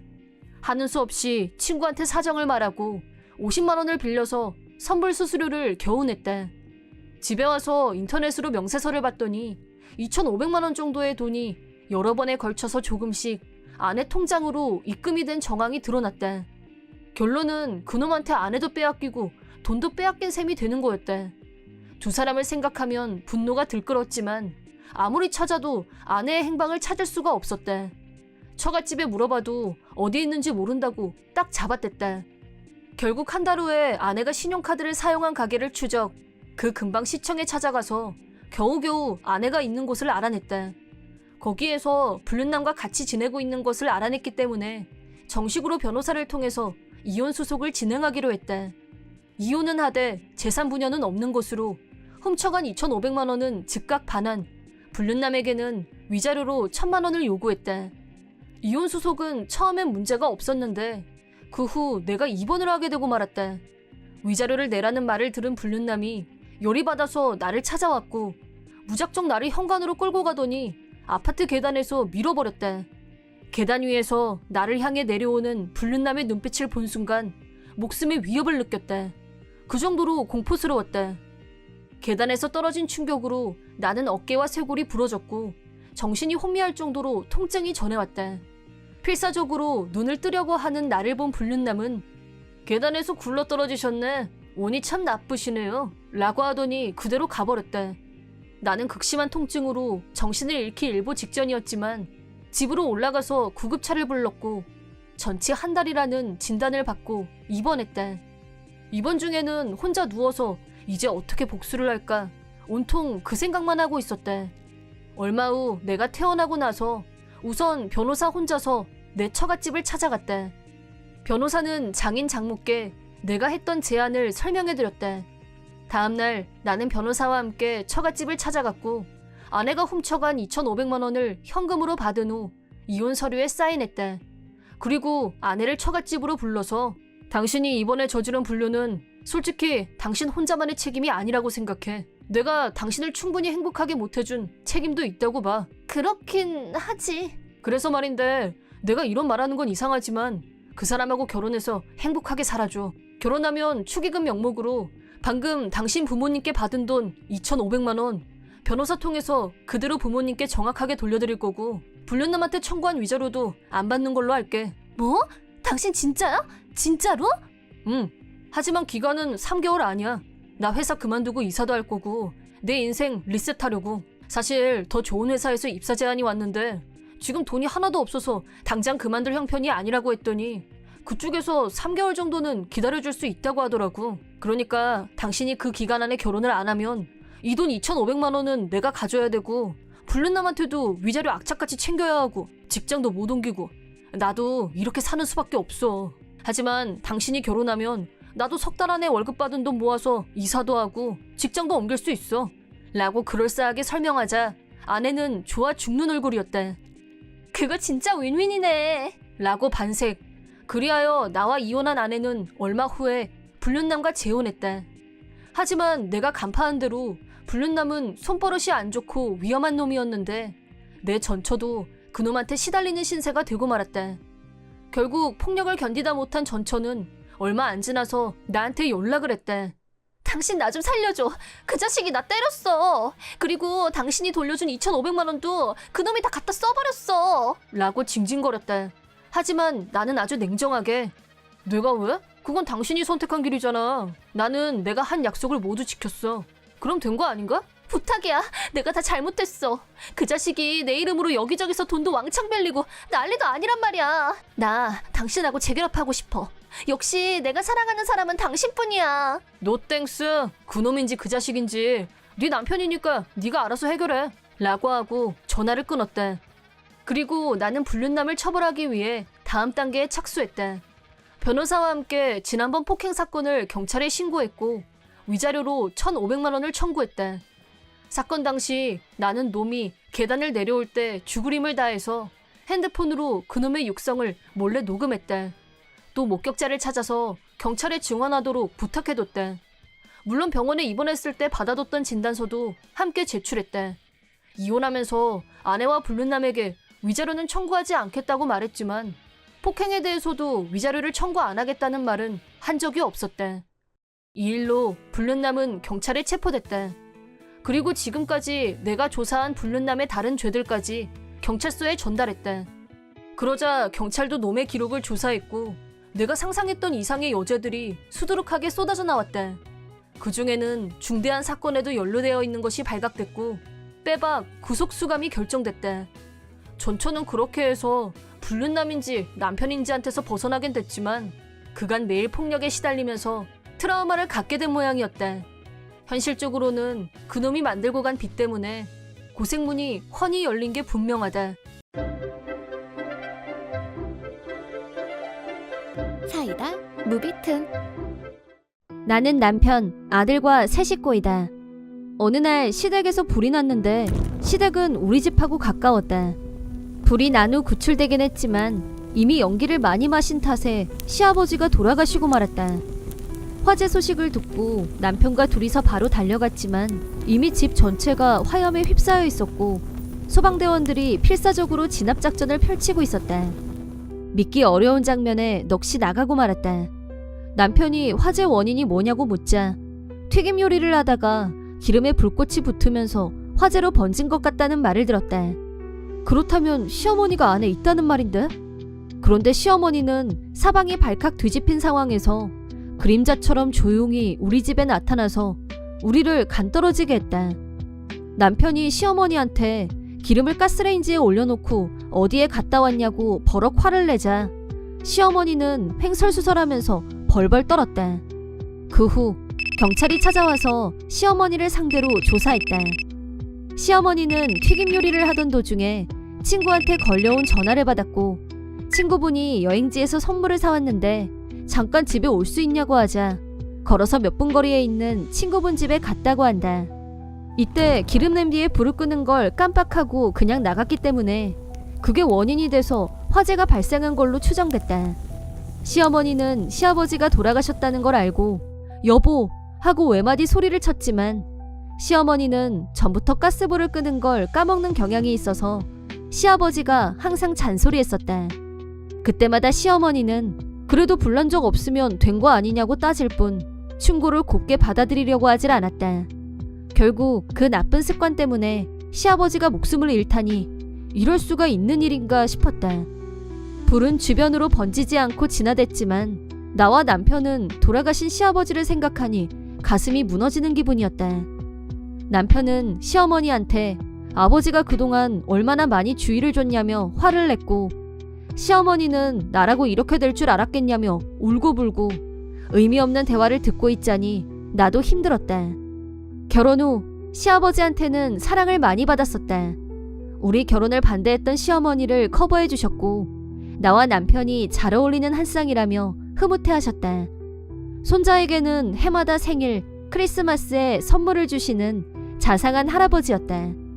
그래서 솔직히 왜 하필 좋은 사람인 시아버지가 화를 입은 건지 억울한 생각마저 들었다.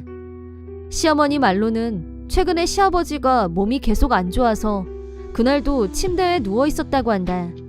약을 먹고 잠을 잤고 잠이 깊이 들었던 탓에 불이 난 것도 늦게 알았고 피할 시간도 없었던 건 아닌지 조금만 빨리 구조됐다면 무사할 수도 있었을 텐데 안타까운 마음을 추스르기 힘들었다. 가족끼리 조용히 시아버지의 장례식을 치르고 난 후 나에게 시련이 시작됐다. 새로운 문제가 부상된 것이다. 장례식 후 시어머니는 이제 갈 곳이 없으니 우리 집에 와서 살겠다고 했다. 마침 너희가 이렇게 가까운 곳에 집을 지어서 얼마나 다행이니? 내 방은 남향으로 볕이 잘 드는 방으로 부탁한다. 짐 옮기는 건 내가 직접 하기 어려우니까 너희가 연락해서 사람 부르고 알았지? 우리가 허락도 하기 전에 자기 멋대로 남향방을 내놓으라는 말부터 하는 게 어이가 없었다. 그동안 시어머니는 이루 헤아릴 수 없이 많은 갑질을 해왔던 장본인이었다. 시어머니 때문에 화상을 입은 적이 있었다. 뜨겁게 달궈진 기름을 내 다리에 은근슬쩍 실수를 가장해 쏟아붓는 바람에 큰 화상을 입고 구급차에 실려갔었다. 그때 입은 중도의 화상으로 피부가 다 벗겨졌고 여전히 다리에 상흔이 남아있다. 또 한 번은 시어머니가 마당에 잡초를 뽑으라며 시댁으로 나를 호출한 적이 있었다. 내가 풀을 뽑고 있을 때 시어머니는 나갔다 오겠다며 차에 탔는데 갑자기 내 쪽으로 후진을 해서 시어머니 차에 깔릴 뻔했다. 다행히 그때마다 남편이 나서서 시어머니를 응징해줬었고 최근에는 발길을 끊는 게 좋겠다고 해서 시댁에 가지도 않았었는데 동거라니 숨통이 조여오는 기분이 들었다. 시어머니의 고의적인 실수 때문에 이번엔 내 목숨이 왔다 갔다 할 것 같은 공포가 밀려왔다. 만약 시아버지가 계셨다면 동거에 대해서 조금은 긍정 검토를 해봤을 수도 있지만 시아버지가 안 계신 마당에 시어머니를 모시고 싶은 생각은 1도 없었고 죄송하지만 동거는 힘들 것 같다고 즉시 거절했다. 그러자 시어머니는 얘가 지금 뭐래니? 시어머니가 갈 곳이 없는데도 같이 못 살겠다는 게 어느 나라 돌이야 대체? 너 이런 마누라 계속 데리고 살 거니? 당장 이혼해! 라고 남편한테 명령했다. 나를 내쫓으면 남편 명의로 된 집이니 자기 집인 양 마음 편하게 살 수 있을 거라고 생각한 게 분명했다. 하지만 남편은 그동안 시어머니가 나한테 했던 각종 악덕 행위를 잘 알고 있었고 같이 살게 되면 어떤 위험이 도사리고 있을지 충분히 이해하고 있었기 때문에 정신 차리세요.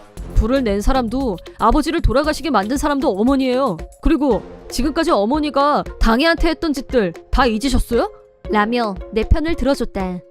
시어머니는 그건 고의도 아니고 내 책임이 아니라며 억지 논리를 펼쳤지만 누가 봐도 이번 일은 시어머니 책임이었다. 남편은 시아버지의 죽음에 대해서 시어머니를 원망하고 있었고 절대 같이 살고 싶지 않다고 했다. 시어머니는 집도 다 타고 없는데 나더러 어디 가서 살라는 거야? 라며 절규했지만 화재 말고도 사고 친 일이 하나 더 있었다. 시어머니는 화재 보험료가 너무 비싸다는 이유로 올해 들어 단 한 번도 보험료를 내지 않은 사실이 밝혀졌다. 시아버지한테는 보험료를 다 받았으면서 지금까지 살면서 집에 불이 난 적도 없는데 해마다 몇십만 원씩 낸다는 게 바보 같다면서 이런 돈은 안 내도 된다고 멋대로 정하고 보험을 갱신하지 않았다고 한다. 시아버지는 시어머니가 가스불 끄는 걸 자주 깜빡하고 불을 켠 채 계속 프라이팬을 올려놓아서 연기가 나는 걸 몇 번 봤기 때문에 보험금을 꼭 내라고 말씀하시는 걸 우리도 같이 들은 적이 있었다. 하지만 시어머니는 불이 왜 나냐며 시아버지 말을 무시하고 결국 보험료를 내지 않았다. 보험료 낼 돈으로 자기 친구와 2박 3일 여행을 다녀왔다는 게 이번에 발각됐다. 화재보험에 가입한 적이 없으니 보험료도 당연히 들어올 게 없었다. 시어머니는 우리 집에 들어와서 살면 된다고 안일하게 생각했던 모양이다. 우리 집은 시어머니가 말한 것처럼 반년 전에 완성된 새 집이었다. 아들 내서 산다고 자랑이라도 하려고 했던 게 아닐까. 하지만 우리가 거절했기 때문에 시어머니는 당장 갈 곳이 막막했다. 처음 얼마간은 시어머니 처지를 동정한 친구분들이 자기 집에 와 있게 해줬지만 사실은 화재 보험금을 안 내고 그 돈으로 여행을 갔다 왔다는 게 알려지자 모두 자업자득이라며 점점 등을 돌렸다. 게다가 시아버지 생명보험도 시아버지는 만일을 대비해서 보험료는 비싸도 혜택이 많은 걸로 가입했었는데 그 돈도 제대로 안 냈던 모양이었다. 역시나 시어머니는 그 돈으로 자기가 갖고 싶은 물건들을 사거나 친구들과 분위기 좋은 레스토랑에 가서 점심을 먹는 데 했었다. 모든 원인과 결과가 다 본인 탓이었다. 시어머니는 화재로 인해 모든 것을 다 잃었지만 아무 보상도 받을 수 없었고 시아버지마저 돌아가시자 우리한테 너희들은 부모 없이 태어났니? 집도 새 집이겠다. 자식이면 당연히 부모를 모셔야지. 라면서 우리한테 쫓아와서 매달렸지만 남편이 본인 잘못으로 아버지 돌아가시게 한 반성은 1도 없으시네요. 앞으로 우리 집에 얼씬도 하지 마세요. 끝입니다. 손절이다 이 말입니다. 어머니 먹고 사는 문제는 알아서 해결하세요. 라며 완전히 손절해버렸다. 남편이 시어머니를 못 버리고 모시고 살자고 하면 어쩌나 걱정했었는데 남편이 나서서 시어머니를 손절하는 걸 보고 마음이 놓였다. 그 후 시어머니는 자기 힘으로 아파트를 하나 얻었다고 하는데 시어머니가 가스불을 방치한 게 원인이 되어 시아버지가 돌아가셨다는 걸 알게 된 친척들이 따지러 몰려들었고 네가 죽였지 우리 형 살려내 라면서 매일 몰려와서 항의하자 아파트 주민들이 견디다 못해 시어머니를 쫓아냈다. 시어머니는 지금 공원에서 노숙하는 신세가 됐다고 들었다. 매일 공원에서 자고 편의점 쓰레기통을 뒤져서 먹을 걸 찾고 다닌다는 소문도 들리고 몰골이 완전히 거짓골이 됐다는 말도 들었지만 동정의 가치가 느껴지지 않는다. 나를 몇 번이나 위험하게 만들었고 결국 부주의로 시아버지를 돌아가시게 만든 대가로 죽을 때까지 벌받는 게 마땅하다고 본다. 이번 영상은 어떠셨나요? 재밌게 보셨다면 구독, 좋아요에 댓글까지 달아주시면 감사하겠습니다. 그럼 다음 영상에서 만나요.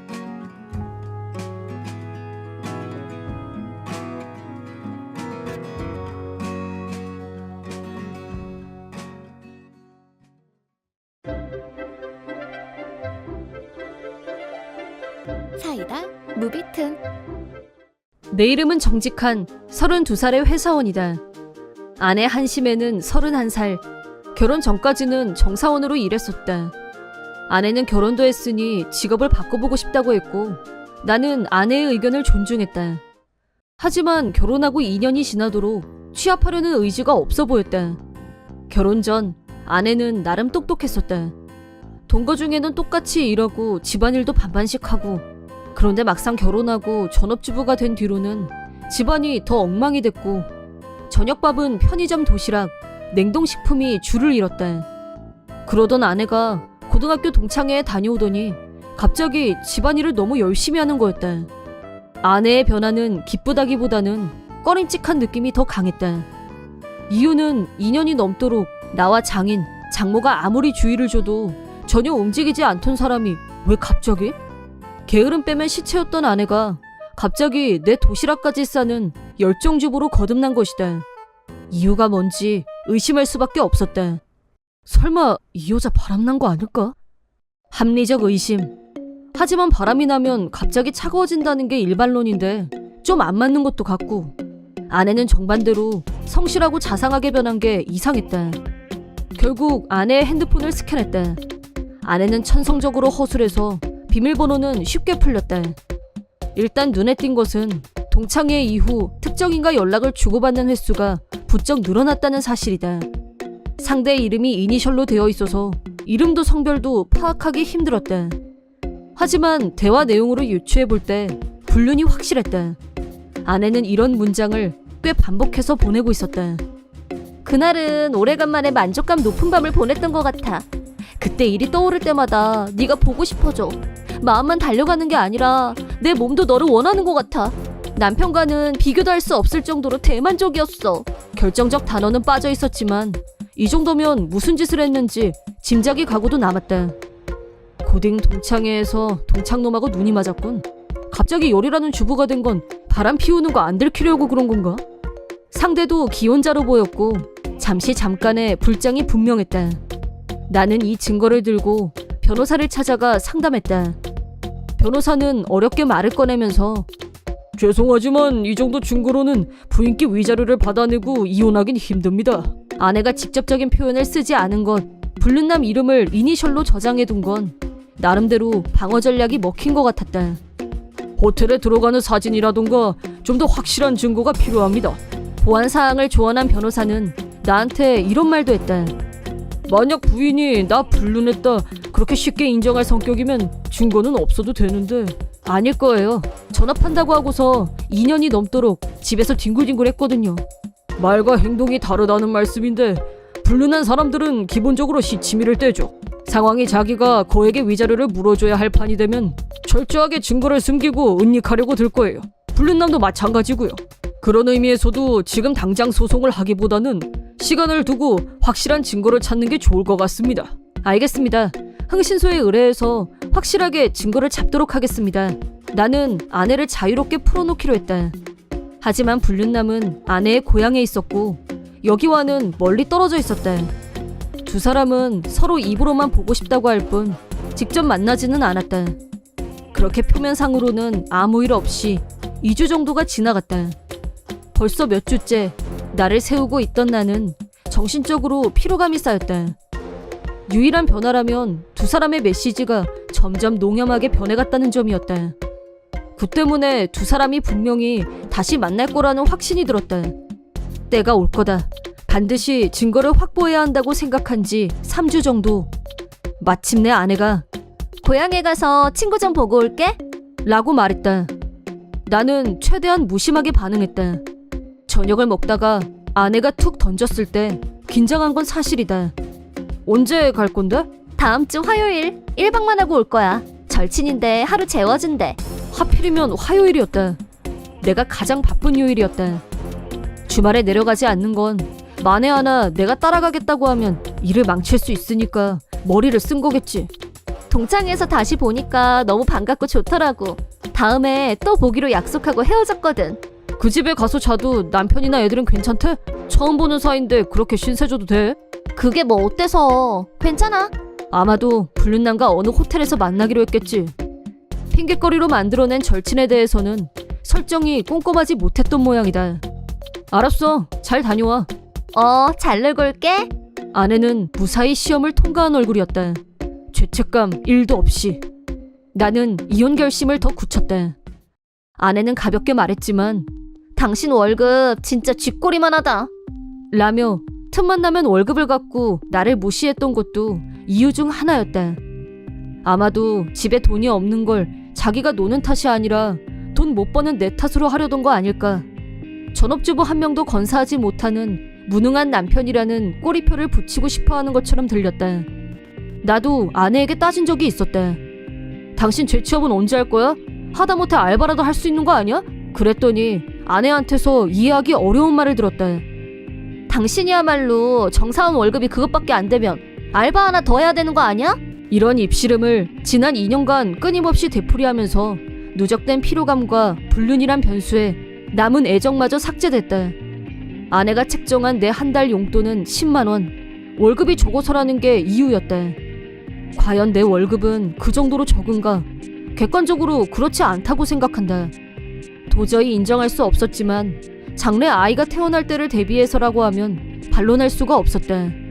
이토록 주머니가 얇은 내가 뭉칫돈이 나가야 하는 흥신소를 찾아가는 건 상당한 결심이 필요했다. 그런데도 불구하고 나는 아내의 디데이를 알게 된 다음 날 바로 흥신소를 찾아가 의뢰했다. 아내의 예상대로 나는 화요일만큼은 절대 회사를 쉴 수가 없었다. 불륜 증거 수집은 불가피하게 흥신소에 맡길 수밖에 없었다. 흥신소는 내 기대를 저버리지 않았다. 불륜남 차 안에서 키스하는 아내와 불륜남, 호텔에 들어갔다가 나오는 장면 등 결정적인 증거를 손에 넣을 수 있게 됐다. 흥신소 보고서에는 화요일 11시에 체크인을 해서 다음날 낮 12시에 체크아웃한 걸로 나와 있었다. 24시간 이상을 호텔에서 보낸 것이다. 한 달 만에 만나서 얼마나 반가웠을까. 불륜남에 대한 신상조사도 끝났다. 아내의 고교 졸업 앨범이 상당히 도움이 됐다. 역시 놈은 아내와 동창이었고 동창회에서 만난 후 호텔로 간 게 분명했다. 아내와 불륜남은 이제 완전히 불이 붙은 것 같았다. 아내는 주 1회 고향으로 내려갔다. 증거는 엄청나게 쌓여갔다. 결국 내가 흥신소에 뿌린 돈은 500만 원이 넘었다. 한편 아내의 핸드폰을 본 바로는 불륜 당사자들은 자기들 행동이 전혀 들키지 않을 걸로 믿고 있는 눈치였다. 우리 남편 아무것도 몰라. 우리 불륜도 너무 완벽하게 잘하지 않아? 라며 완전히 자화자찬 모드에 빠져 있었다. 아내의 착각을 뒤로하고 나는 이혼을 위한 빌드업을 착실하게 진행했다. 드디어 변호사가 이혼 준비 첫 단계인 내용 증명을 아내와 불륜남에게 발송했다. 업무 중에 아내한테서 연락이 왔다. 가만히 있다가 갑자기 웬 이혼이야? 이게 말이 돼? 난데없이 이 서류는 뭔데? 나 지금 정신적 고통이 이루 말할 수 없다는 거 알아둬? 이거 다 위자료 청구할 거야. 어떻게 하면 이토록 비객관적일 수 있는지 듣고 있다가 빵 터지고 말았다. 나는 선을 그었다. 위자료 낼 사람은 너야. 이혼 서류에 사인이나 잘해놔. 아내는 히스테리 발작을 일으켰다. 도저히 말이 안 통했기 때문에 다시 변호사와 같이 얘기하기로 했다. 며칠 후 우리 집에서 나, 아내, 불륜남, 그리고 변호사가 한자리에 모였다. 거기에 내가 부르지도 않았는데 장인 장모까지 올라오셨다. 아내는 자기가 불륜했다는 말은 쏙 빼고 내가 일방적으로 이혼하자고 한다는 식으로 말을 한 모양이었다. 아내와 마찬가지로 장인 장모도 히스테리를 부리면서 나한테 욕을 했다. 장인이 큰 소리치면서 너 내 딸을 버리겠다는 거야? 위자료도 10억 내놔! 아내는 지원군을 만나 기세가 등등해졌다. 아무 근거도 없이 자기들끼리 금액을 미리 정한 모양이었다. 위자료 10억을 저더러 내라고요? 한심해가 불륜을 했는데 뭐 내 딸이 불륜을 했다고? 조금 전까지 승기를 잡고 있던 아내의 얼굴이 굳어버렸다. 자기한테 상황이 유리하다고 착각하고 있었던 모양이다. 다수결로 정하는 일이라면 내가 완패했을 거다. 하지만 변호사가 나서서 증거를 제시하며 설명하자 형세가 완전히 역전됐다. 저는 10억까지는 요구 안 할 거고 파격적으로 3천만 원씩만 청구합니다. 나는 아내와 불륜남을 보며 말했다. 아내는 성질을 내며 거부했다. 전업주부가 그런 돈이 어디 있다고 달래? 내가 전업주부 하라고 했어? 네가 게으름 피운 거잖아. 네 자신을 탓해. 나는 따끔하게 한 방 날려주고 깨끗하게 이혼했다. 불륜남은 자기 아내한테 들켜서 똑같이 위자료를 3천만 원 지급하고 이혼했다고 한다. 그리하여 전처는 양쪽 위자료로 6천만 원을 내야 되는 처지가 됐다. 전처와 불륜남은 고향에서 얼굴도 못 들고 다니게 됐다. 이미 소문이 파다하게 일대를 장악해버렸기 때문이다.